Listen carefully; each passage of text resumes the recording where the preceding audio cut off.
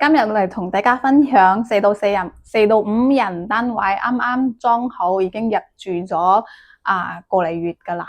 咁嚟睇睇，揀咗2間房嘅。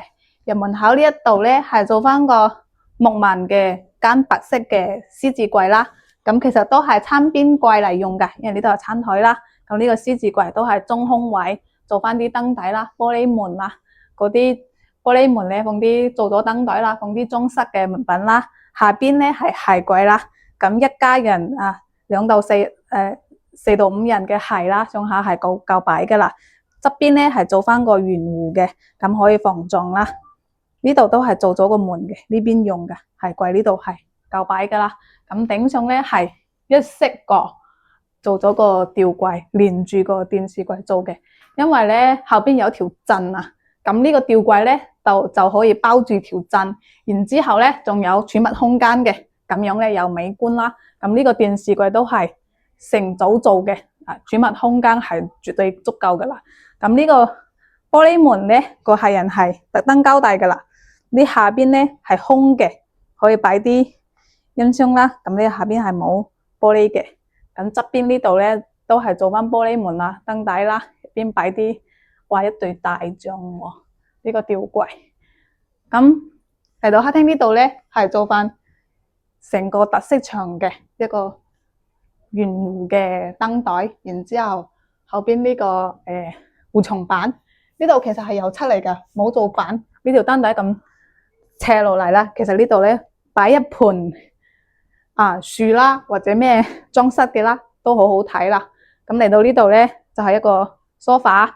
電視對面好大個電視噶啦，呢後邊咧係個木板間咗個女兒房嘅，喺呢度金色嘅裝飾條啦。咁呢個木板呢度咧係一個格柵，有一個裝飾嘅，然之後頂咧係入門嘅呢個頂嘅吊櫃，一個頂吊櫃。然之後呢度咧係女兒房，呢度咧係主人房，間咗呢2間房嘅。女兒房咧入門口係一個全身鏡，全身鏡係可以燙嘅，燙入去。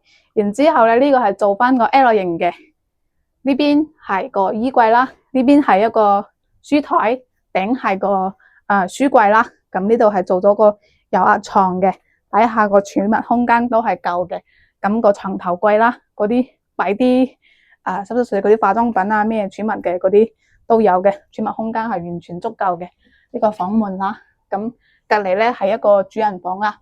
主人房咧入嚟呢度做咗個趟門嘅衣櫃，然之後呢個正對面係一個全身鏡。咁個床頭咧都係做翻個床頭櫃嘅，咁呢啲都有做咗個圓弧嘅設計噶啦。呢度係個主人房，然之後主人房出嚟咧，右手邊係浴室，浴室都係做咗門嘅，冇做 PD 門。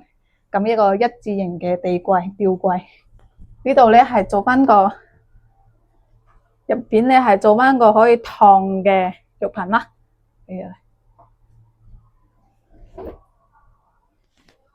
OK， 咁嚟到呢度咧，其實就係餐邊嘅對面啦，係人擺咗一幅好大嘅畫。咁呢個金色嘅金屬框啦，同埋嗰啲木紋嘅都相對烏形嘅，咁樣好好睇啊。咁呢度咧係一個玻璃趟門嘅廚房，咁廚房入嚟呢度咧係做翻個 U 字形嘅，睇翻呢度啦 ，U 字形嘅地櫃啦、吊櫃啦，係咁呢度咧係做翻個吊落嚟嘅，係可以嘅微波爐放啲微波爐啦。咁呢個雪櫃頂嘅吊櫃啦，係咁樣。然之後呢度咧係有一個，其實係一個震位嚟噶，嘅做翻個門去遮醜噶啦。呢個水管位呢度放啲唔經常用嘅遮醜嘅，好似睇住係一個櫃咁，成個木框。全屋咧係好多燈帶嘅，其實啲顏色都係木紋襯啲白色咯。然之後金色嘅嗰啲金屬，全屋係間咗2間房嘅，個廳係好大嘅。然之後自己係人買嘅嗰啲茶几啦、梳化啦，咁樣擺落嚟，其實成個工程都好靚，可以參考下。